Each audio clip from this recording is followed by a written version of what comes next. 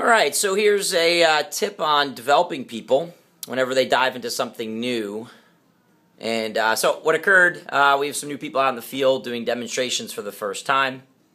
And one of them had two what I would call failures or losing of the game. And specific with my word failure, and I'll come back to this point in a second. But then one of the assistant managers, in their mind, I guess they were worried about the representative, becoming upset or discouraged. That would be the word, discouraged. And because they were worried about the representative becoming discouraged, they were like, oh, well, here's why those were no sales. And, so the assistant was actually reviewing and reinforcing reasons why. And I know why the AM was doing that. The AM was doing that, again, to avoid the rep getting discouraged. Now, take a look at the impact, though. Well, first and foremost, that implies that now the AM perceives this person as one who will get discouraged easily. And the analogy I used, so I talked to the rep today, and the analogy I used, I was like, it's like having that relative in the family where everybody's worried about the relative, like, freaking out about stuff. And it's like we have to walk around on eggshells around Aunt Sally. Because, if we say the wrong thing, Aunt Sally may get really worried or upset, or Aunt Sally's very fragile. And so I share with the rep, I'm like, listen, is it okay if I don't view you as fragile? Is it okay if I view you as a mature, stable adult, or one that can handle not winning a certain game, or handle the concept of having an expectation and then failing at it? And so I was shaping this person. I was letting them understand this concept. And so I was like, that way I'm not avoiding you becoming disappointed. I'm not avoiding you being fragile and like crumbling, and because then that means I'm assuming you'll be on an emotional roller coaster, and that just doesn't work. For long-term stability, it doesn't work when we're developing somebody. So when we're developing somebody, we're not just developing their skills; we're developing also their perceptions. We're developing their ability to be emotionally stable, use intellect versus emotion when it comes to making decisions, overall.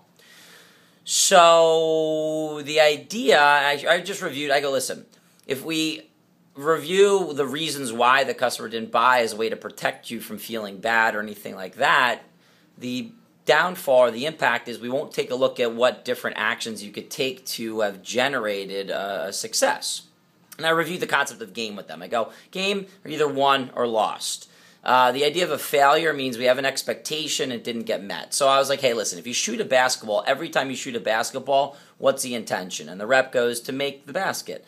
I go, great. So if we don't make it, we failed at the intention. By definition, we failed. Now, we're not going to add any drama to it. It just is what it is. And when the ball goes in, we succeeded. So you have an intention. I shoot the basket.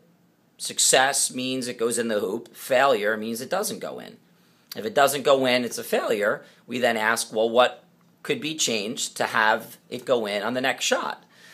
And I share with the rep, I go, by doing this, we're changing your opinion about the concept of failure. And in doing so, that means we can actually learn from failure.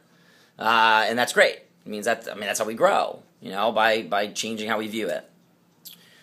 I also reviewed the idea of if we decide something's not possible, there's no value in that moment because we stop taking a look at what we could do differently. So I share with them, I go, anytime I get like a quote-unquote no sale in life, meaning anytime I fail at what my intention is, or I'm playing a game and I lose the game, I always assume that somebody else could have won, or I assume that somebody else could have succeeded. And that way I prevent myself from, create the positive here. That way I continue to look at it as it is possible. If somebody else could have succeeded, I think, well, what would they have done? What could I have done differently? So just consider the second we decide it's not possible, or we look for reasons why nobody could have done well at it. And I know why we do that. Again, we do that to shield ourselves and protect ourselves from not just, we're not shielding ourselves from failure. We're shielding ourselves from the meaning we've applied to failure. Let me say that again. We're not shielding ourselves from the actual definition of failure. We're shielding ourselves from the meaning we've applied to failure, the shame, the embarrassment, the looking bad, all that stuff.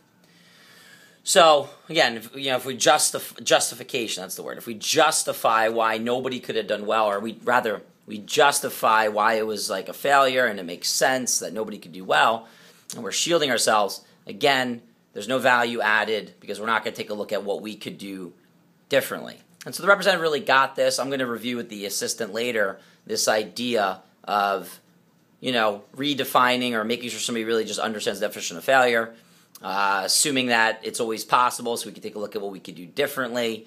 And also, as leaders and developers of people, let's shy away from avoiding or worrying about reps being fragile or the people we're managing being fragile. That just won't work for their long-term development.